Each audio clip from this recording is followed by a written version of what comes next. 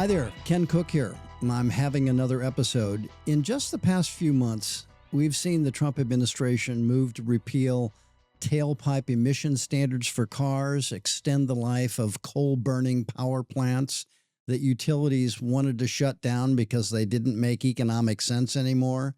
We've seen him remove the United States from all climate-related policy activities at the United Nations. And we've seen Trump systematically dismantle the scientific capacity at EPA that has been essential to protecting public health and the environment for decades. In fact, there are far too many assaults on clean energy, clean air, and climate policy to itemize at this point, not even 1 year into the administration, which makes today's episode especially compelling and timely because my guest today is Joe Goffman, and he has been at the absolute center of U.S. air quality and climate policy for decades, which makes him uniquely positioned to help us understand what we're losing now, what's at stake. Joe concluded his service as Assistant Administrator of the EPA's Office of Air and Radiation throughout the Biden administration. Prior to that, Joe wrote a crucial chapter of environmental law as the author of Title IV of the 1990 Clean Air Act amendments. That's the last time we passed a Clean Air Act, which pioneered the cap and trade approach to tackling acid rain. He's worked on virtually every major air quality rule of the past 35 years, from the mercury and air toxic standards to the Clean Power Plan, helping us understand how fine particles make people sick. Joe recently oversaw implementation of more than $10 billion in Inflation Reduction Act funding for air quality, clean energy, and climate programs. Joe served as executive director of Harvard Law School's Environmental and Energy Law program, and he's been chief counsel to the Senate Environment Committee, which is, I'll tell you, a big job. If there's anyone who understands both environmental policy and environmental protection, it's Joe Goffman, my guest today. Joe, thank you for coming on the show. I am such an admirer of yours and of all that you've done. I want to return the compliment because I have viewed you through the eyes of a couple of sort of mutual friends slash admirers. I'm going to do a little bit of name checking here. I've worked closely with Michal Friedhoff, Yes, of course. who's an extremely exacting judge of Yes. character. She's always spoken about you in the most, I would say, respectful terms. It's mutual. She'll invoke your name as if you're, of course, Ken Cook is the person doing the best work here. So Uh, the fact that you were sort of an early adopter of the linkage between, let's just say, the good faith version of Make America Healthy Again and yeah, what Zeldin was doing. And yeah. sure enough, it seems as if at least some elements of Maha have caught on to the Yes. point where they've actually confronted both Kennedy and Zeldin and have merited recognition. I don't know what your original motivations are, but it was an astute to pick that particular drum to start banging on. I appreciate that. I think the cracks are beginning to appear.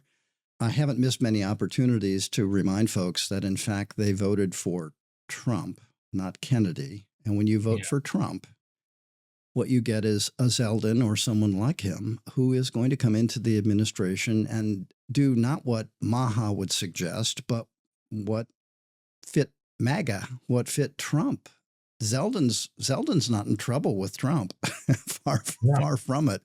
And he may overstep at some point, and we had fumbles and foibles in the first Trump administration. Of course, clownish behavior that finally caused an EPA administrator to have to resign. But let's start off. EWG has not been at the forefront of work on the Clean Air Act and air regulations. We have stepped in a time or two, but I have to say, I have always looked at that area of law as the beacon. When I look at pesticide law, toxics law, the Clean Water Act, the Safe Drinking Water Act, none of them work as well as I think the Clean Air Act has worked. You probably have ambitions for it to do more. And why What's happening now is a break with a long bipartisan tradition of paying close attention to cleaning up air pollution from a variety of sources. And now we're seeing rollbacks from just about every quarter of the Clean Air Act purview and law and regulation beyond just the Clean Air Act. So, Joe, the person who's in charge of who has your job now, the job you had in the Biden administration, is a former lobbyist for all kinds of polluting industries. If people needed to know night and day, this is night and day. Give me your sense. How are you holding up? It must be hard to watch this happening to so much that you worked on for so long and so hard in the realm of the Clean Air Act and climate and clean energy and all the rest. How are you holding up as you watch this getting so thoroughly attacked? I guess one way I would answer your question, that sort of how you're holding up, is that I always thought about what the EPA Air Office puts out, which is regulations in many cases, and in addition to all the other work. The work I focused on personally was the regulatory work. But I never thought of the Code of Federal Regulation and the words we added to it as the end point. That's just the gateway to action in society. And so what I've been looking at over the years is, what's happening in the economy? What kind of investments are private sector businesses making in terms of clean energy or clean transportation? Technologies like wind and solar, are we seeing the car companies, marshaling their own or mobilizing their own resources to make cleaner cars? I don't want to be Pollyannish here. The verdict is very much mixed, and those investment patterns really fluctuate significantly depending on the politics and what's going on. But, the trends are still strong. One of the things that I worked on in the Obama administration was the Clean Power Plan. Historic. Yeah. Yeah, but it's like the Clean Power Plan was the Jimi Hendrix and Janis Joplin of environmental policy. It died an early death and then immediately rose to legendary status. Yeah. Yeah. But actually, what happened was shortly after the Clean Power Plan reg was printed in the Code of Federal Regulation and went through its unhappy litigation fate, Yeah. we saw the power sector meet the reduction levels that had been contemplated. I just have to jump in and say I was lobbying one day on another topic with a Midwestern senator, and we were talking about toxic chemicals and how industry was positioning itself. And she said it reminded her of the ferocious complaints she got about air pollution regulation and the Clean Power Plan in the run up to it, only to have the same executives that affected power generation in her state come to her afterwards and say, "Hey, it makes sense. We're going to move in the direction that the Clean Power Plan indicated anyway." And my take on that duality that you mentioned, it's so important, I think, in environmentalism today, Joe. It used to be when we thought about alternative energy sources, we were kind of making it up. I mean, back in the 90s and so forth, like solar's going to come along, and yeah, we got wind. It was a little bit iffy, but Yeah. now it's real. It's real, and it is not only technically feasible, it's in many cases the cheapest source of power that happens to be clean. It can be distributed. I have some on my rooftop right now. So what we're fighting for now as environmentalists is as important as what we've been fighting against. We can, we're not talking about unicorn stuff. We're talking about real change. And I think the dynamic of having regulation that eases that forward, urges that forward, and then recognizing that the real game is to change the marketplace and to change the economy and have it an organic kind of dynamic to it and energy to it, pardon the pun, is key. That's exactly right. It's not what happens when EPA is finished its contribution. It's what happens next. We'd be kidding ourselves if we ignored the highly destructive agenda of the current administration. Yeah. But we're still every bit as much in the what happens next phase of life in terms of dealing with air pollution and climate change. And I really hope and urge, advocates, state governments, businesses to continue to carry their share. One of the reasons that the Clean Air Act worked as well as it did is that the way Congress wrote it and the way the courts interpreted it wove into EPA's obligations and authority a really close nexus with what's going on in terms of the market and in terms of technology. So, for example, the Clean Power Plan, I'll stick with that, really was every bit as much a mirror of what was going on in terms of real world investment in renewable energy, real world shifting from coal to natural gas, the move to low and zero carbon sources of energy in the Mm. electricity sector, because Congress basically said to us, don't just hypothesize, don't just assume the technology will be there. Put your arms around what's happening in terms of technology and keep that at the center of what you do. So the act always was in this, always has been, still should be in this ongoing, very organic dialogue between the formal obligations of EPA and what's going on in terms of real world investment, real world technological development. And to this point, that's made for a really sturdy system. Yeah. The thing that bothered me so much when the court stepped in, even though the rule had been withdrawn to move forward with the Clean Power Plan, I have always heard industry say to me in all of our interactions, you have to look at the broader economics and technology of the sector as you're thinking about trying to reduce environmental harm. And in the Clean Power Plan, that's exactly what was done. And we know, as we just sort of stated, utilities were actually moving forward to cleaner sources of power, but they didn't want to be told to do it. Yeah. Why is it that when Republicans come to power now, why is the Clean Air Act such an early and prominent target, Joe? I just look at their agenda and think, okay, where's the Clean Air Act stuff? We have energy dominance. We have all kinds of themes now that basically aim at this sector. What is it you think that's going on there? There's a lot of questions like that that have multiple answers. I'm going to go with the high road. The Clean Air Act is sort of like a statute that creates a revolution in every generation.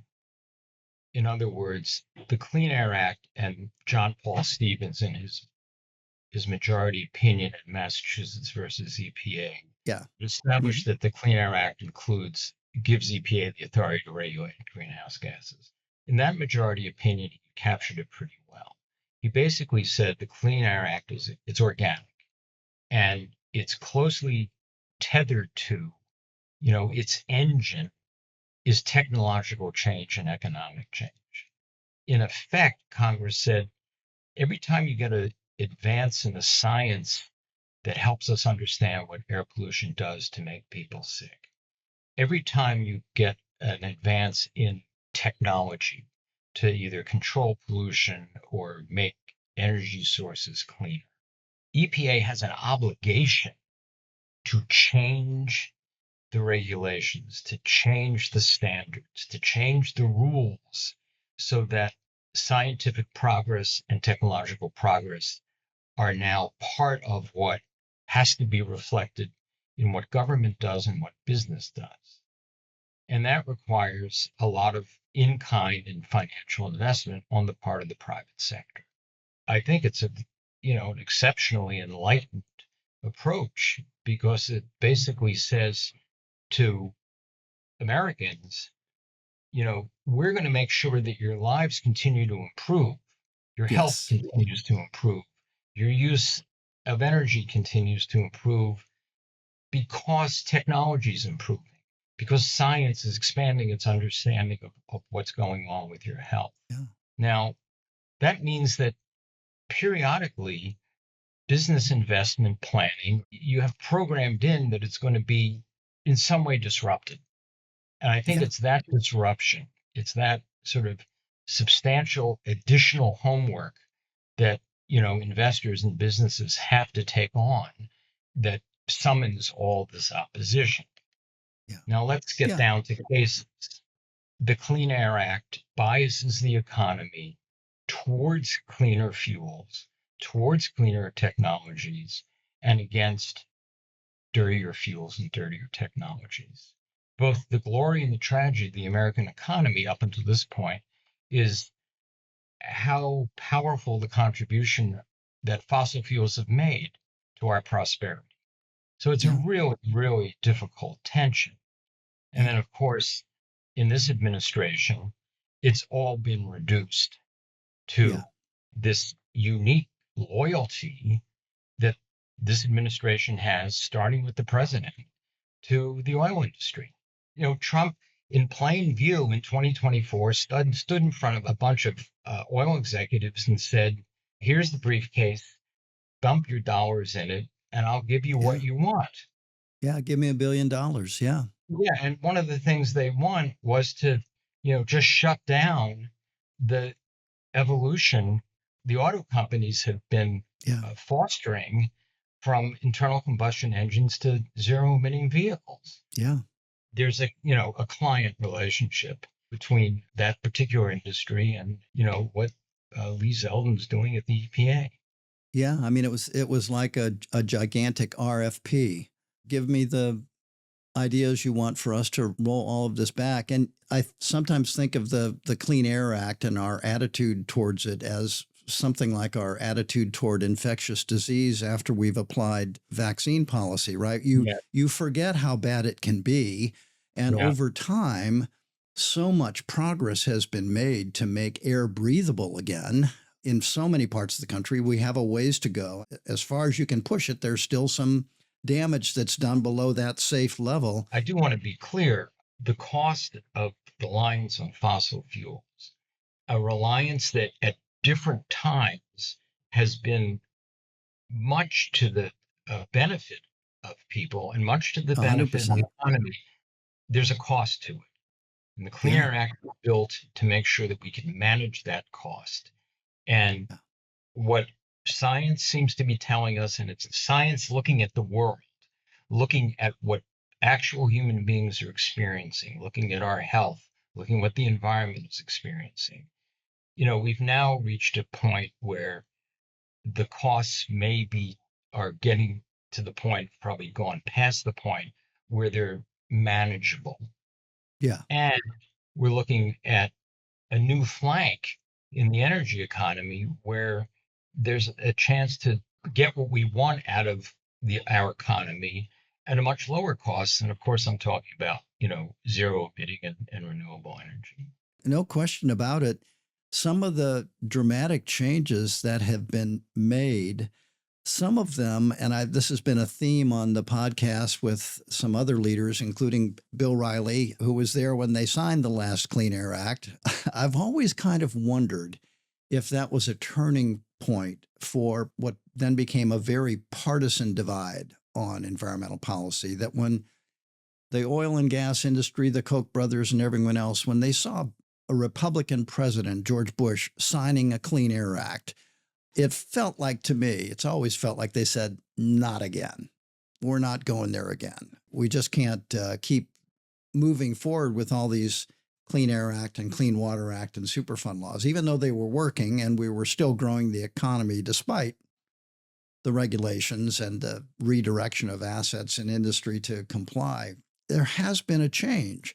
And it has carried through whenever we've had Democratic administrations. Unfortunately, we see great progress there that's undone, or attempts are made to undo it by Republican administrations. But there's never been anything like what we're seeing now, Joe. I make the distinction between deregulation, going after specific things like the endangerment finding or specific regulations might affect automobile pollution or power plants. And then there's the dysregulation, the broader attempt to make it impossible for the government to do its job. Mhm. Funding being slashed, research being stopped, staff expertise being run out of town. What has happened just since this administration came in to turn back the clock?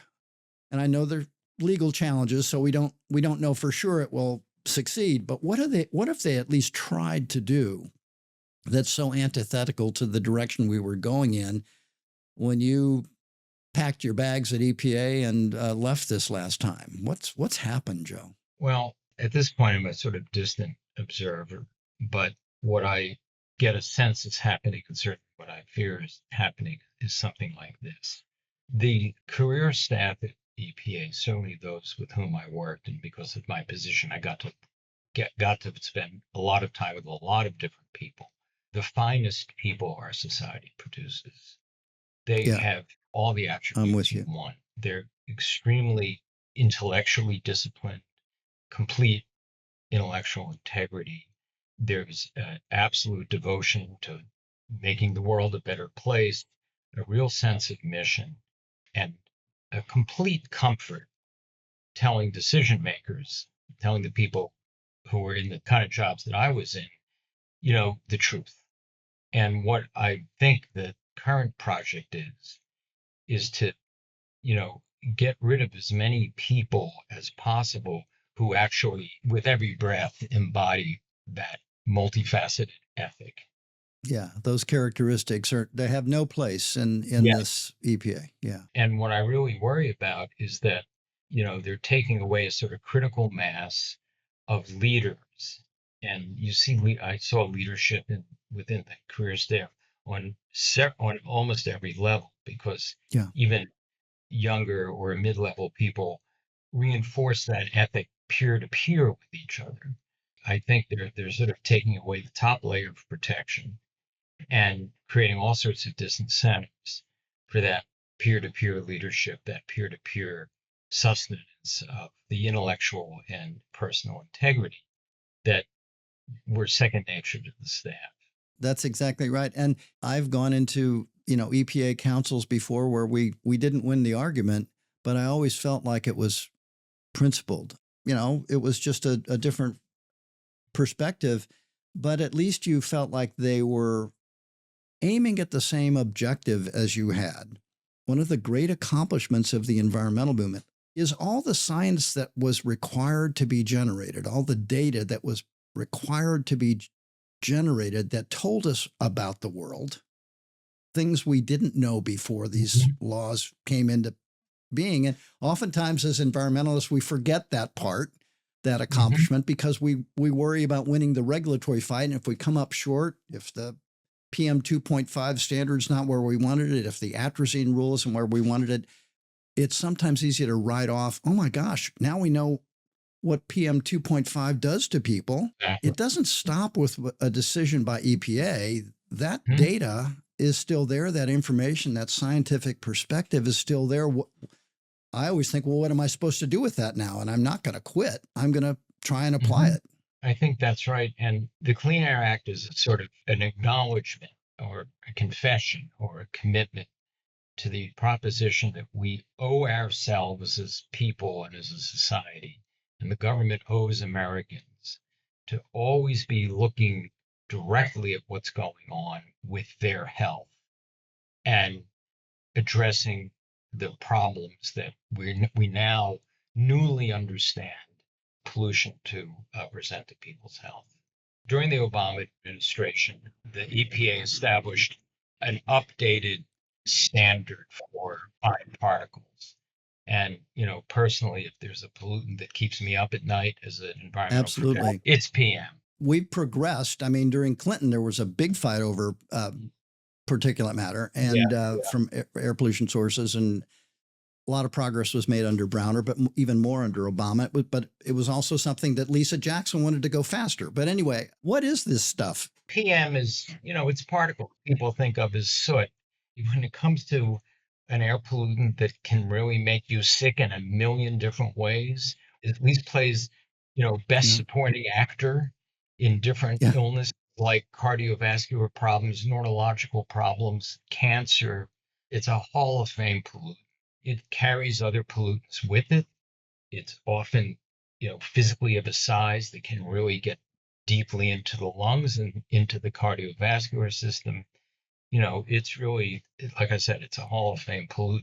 It's in my pantheon with DDT and PFAS and Yeah, right. it comes from burning coal. It comes from various industrial processes. It comes from the tailpipes of trucks. It even comes from the tailpipe of cars.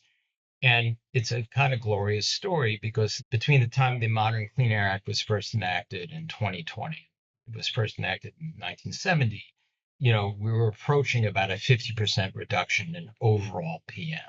And, what that tells us is reducing this stuff is doable because in the same 50-year period, we did see, significant economic growth. Yeah, the economy kept growing. It wasn't the end of the world. Yeah. Yeah, all sorts of other indicators of economic welfare were going up. And in the Obama administration, looked at what was then, I think in 2012 or 2015, the state of the art science and said, there are things about this pollutant that we hadn't seen before.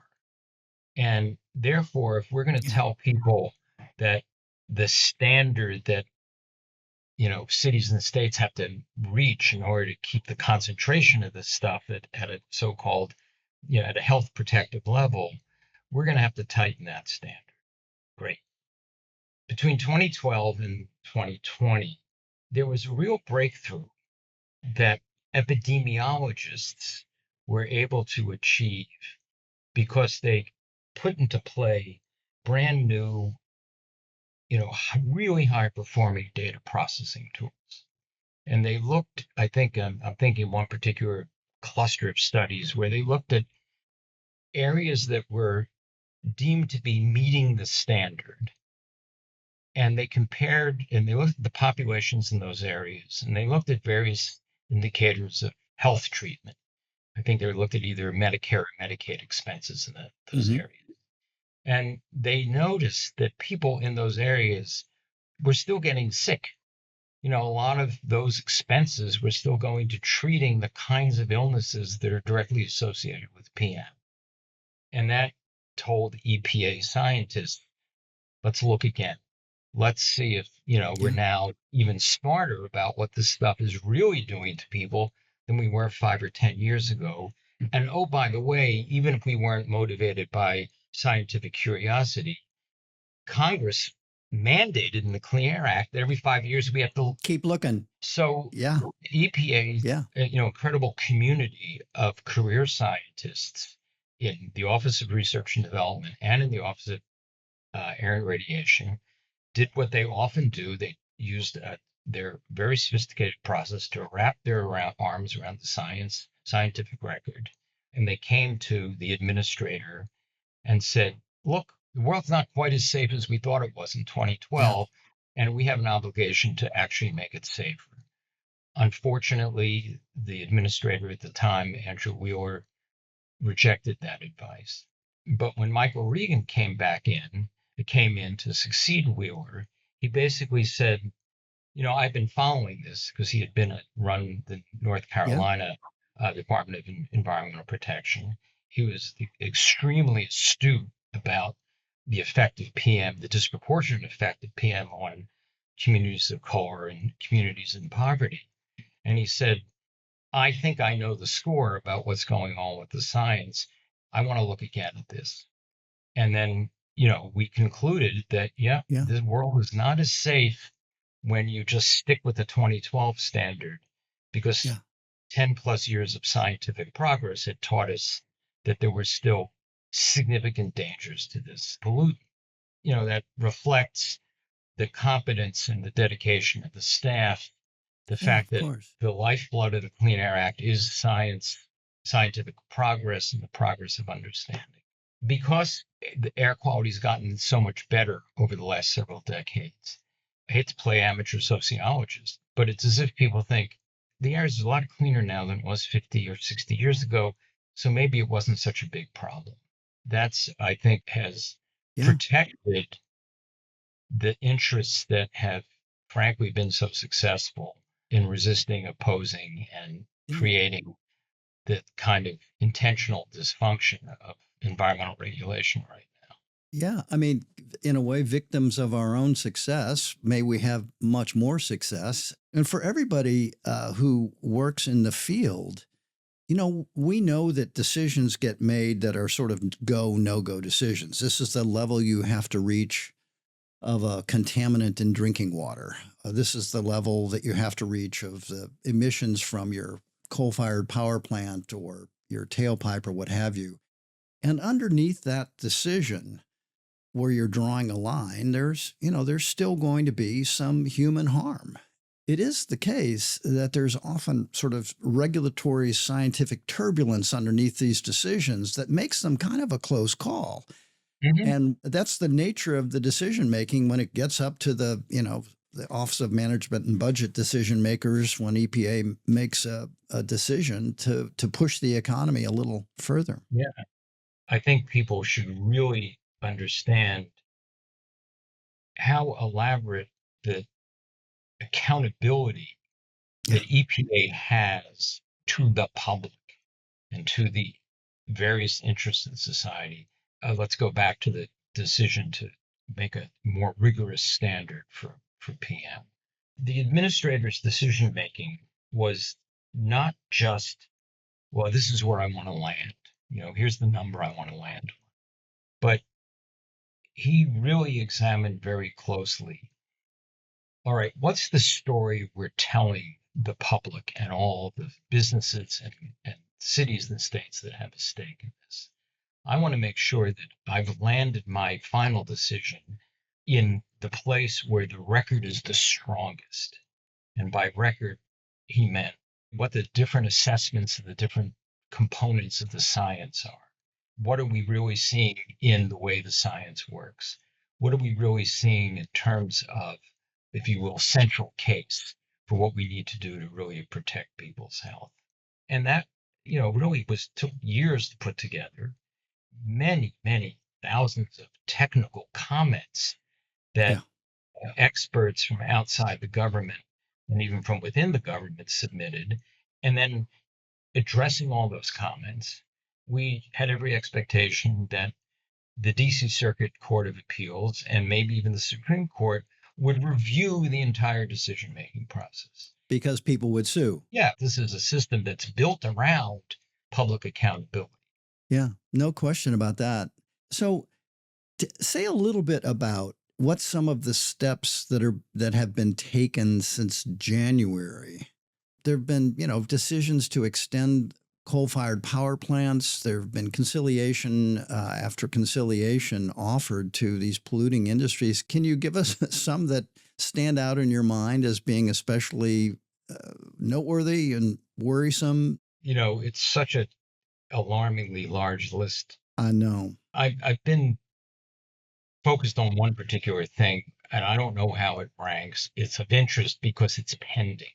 I think people may recall that in the summer, the agency proposed to repeal the tailpipe emissions standards for greenhouse gases for cars and trucks.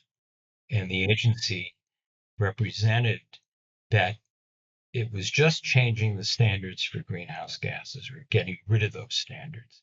But the other pollutants the agency regulates from what comes out of car and truck tailpipes, like nitrogen oxides and PM. Oh, look, there's PM again.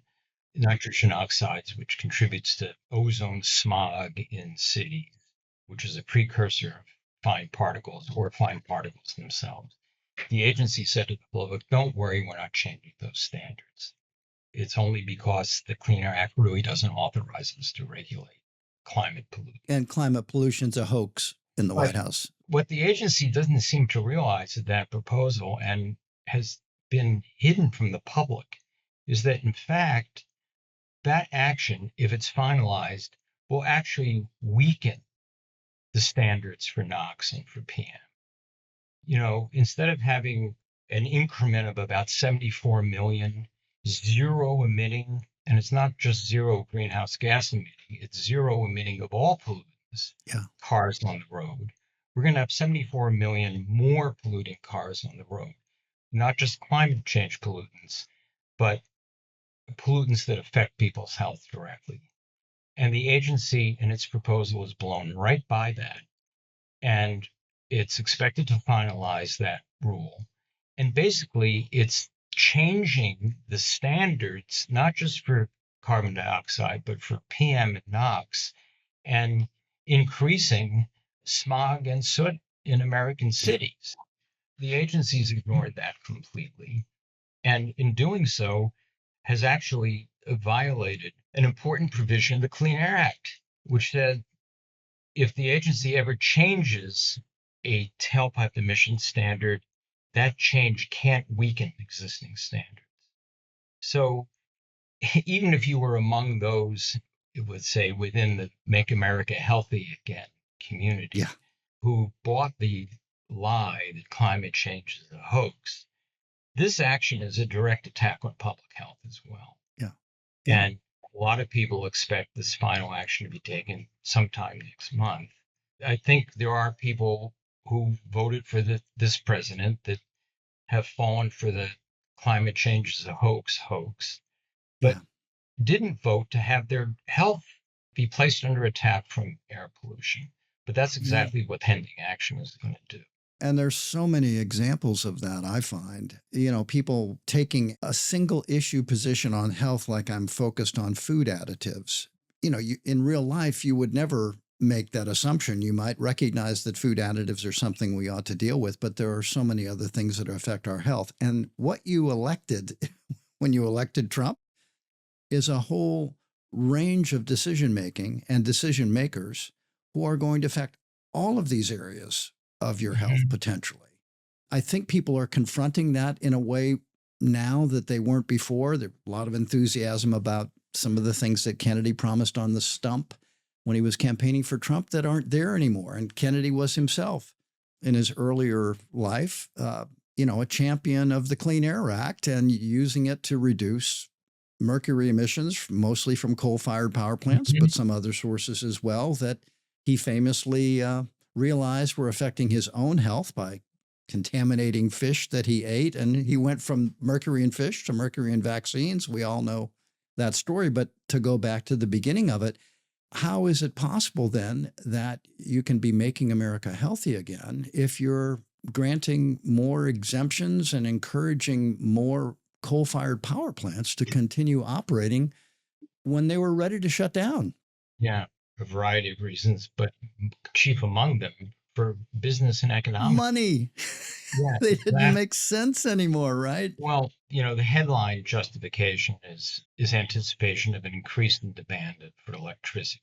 But you can't square the fact that just this past summer, the administration and the Republican majority in Congress shut off the valve for what in many instances is the fastest way to add capacity to generate Yeah. energy, which is also the cheapest way. And that again is renewables like wind and solar.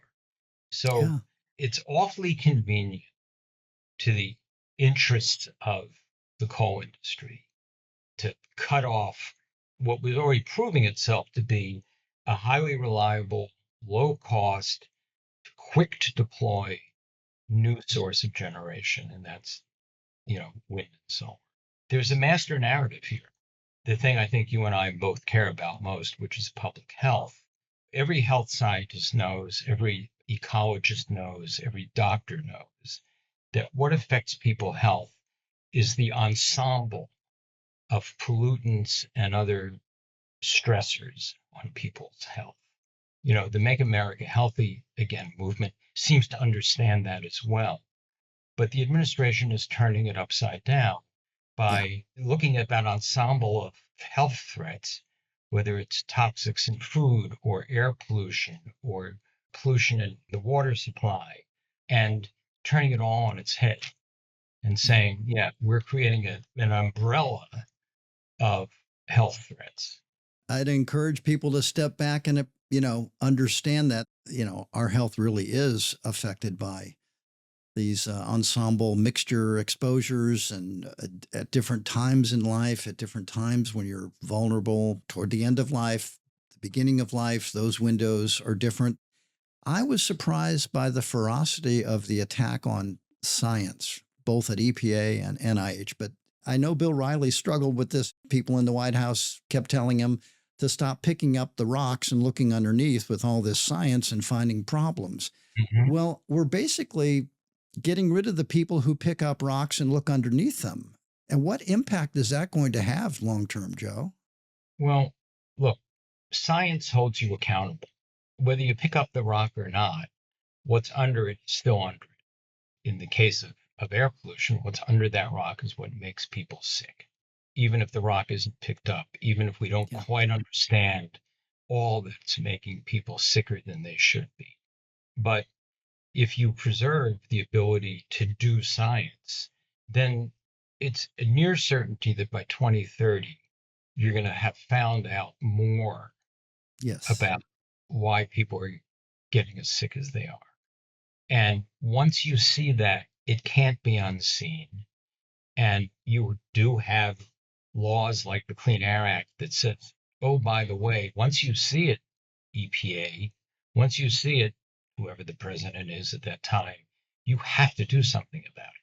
Once you see it, CEO of a coal company or CEO of an oil and gas company, you have to do something about it. It's that accountability and that's the imperative to action that science creates that this administration is hostile to.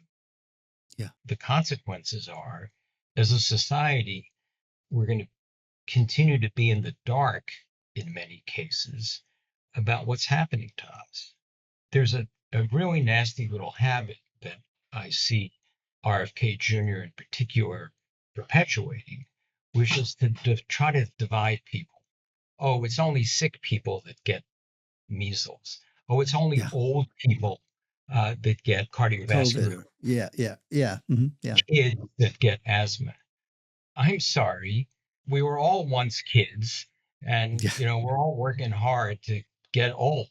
God willing. And once you sort of set up a system that keeps people in the dark, it takes away our power as Americans to hold our government accountable, to see what's going on, and to obey the imperative that seeing that creates the imperative for action. It's being deliberately and at this point relentlessly taken away from us. Yeah. We're in a real fight here to preserve this science and the rule of law, and in an administration that seems to recognize that those things are in its way, or takes that attitude. What do you tell people about how to understand what's happening now? How do you encourage people to keep up the fight, or to look for bright spots, or exercise their ability to, speak out? Well, I'll give you the sort of a 2025 answer, which might not have been the same 10 or 15 years ago.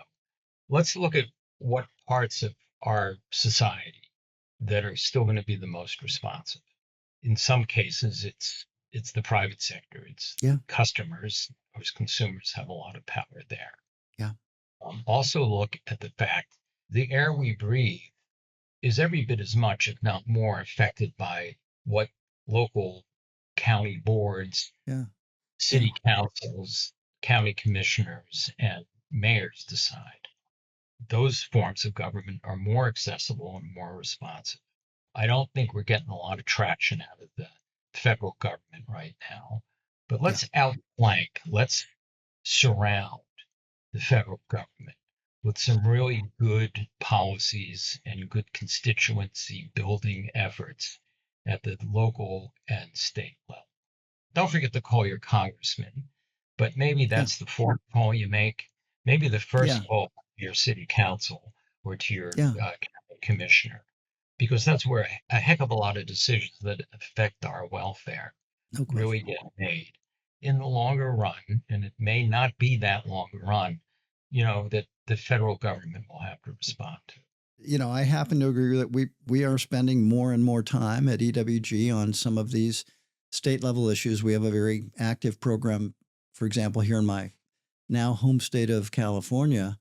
It really does make a difference that you can't make in other ways, to have state agencies continue to do their science, continue to build policy around that. We've seen it most recently. We've done a lot of work on food additives, and lo and behold, in California, we have the first definition of ultra-processed food in law. Mhm. And there's an initiative underway to begin over time taking it out of public schools, the biggest restaurant in California. And actors in the private sector, I have really been encouraged through some of our work in food and agriculture and personal care products and the consumer facing world by how many companies want to do the right thing and do it to standards that we would never, ever dream of putting in place under regulation, far exceeding from the standpoint of health and material use and toxicity and so forth, just go way beyond what government would ever do. I think that's the fruit of, in many companies, in many industries, a workforce that's a constituency for, sustainable action, sustainability, and a consumer base. And again, that's two other sources of power, just to sort of keep the faith. If this is what you believe Yes. in, you have every justification, every reason to continue to believe in it. And since most people play multiple roles as workers and consumers, reflect that faith and your values and your convictions in those roles as well. I completely agree. Well, Joe Goffman, thank you so much, not just for being on the podcast, but for your incredible service. So much of what you've accomplished, tens of millions of people have benefited from it. I know your instinct will be to make clear it was always a team effort, and of course it was, but your leadership stands out, Joe, and I'm just thrilled to have had a chance to chew the fat a little bit with you today. Well, thank you for that, but it's just a statement of fact that I'm merely a stand-in for the amazing federal workforce that I was lucky enough at various times in my life to be part of. I'm just the front man. I hear you. Well, they did well by putting you, by having you be in the front. I have a face and voice made for voicemail. So I'm not sure they made a particularly good selection there. But anyway, thank you, Ken. Big thanks to Joe Goffman for joining me today, and thank you out there for listening. If you'd like to learn more, be sure to check out our show notes for additional links to take a deeper dive into today's discussion. Make sure to follow our show on Instagram at Ken Cook's Podcast. And if you're interested in learning more about EWG, I hope you are, head on over to ewg.org or check out the EWG Instagram account at Environmental Working Group.